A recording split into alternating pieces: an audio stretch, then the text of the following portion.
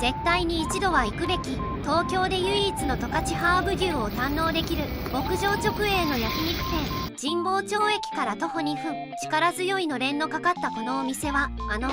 満天青空レストランでも紹介された十勝ハーブ牛専門店。牧場直営ならではの豊富なメニューで、焼肉からホルモンまで十勝ハーブ牛をくまなく堪能できる。30ヶ月にわたりハーブを食べて育った十勝ハーブ牛。飼育期間が長いだけあって旨味が格別。弾ける脂はほんのり甘く、眩しいほどに綺麗な赤身は噛みしめるたびに旨味があふれ出る。名物の十勝ハーブ牛サーロインすき焼きは、肉の旨味と卵が濃厚に絡まり合う至極の一品。そんなこのお店は十勝ハーブ牛もんもん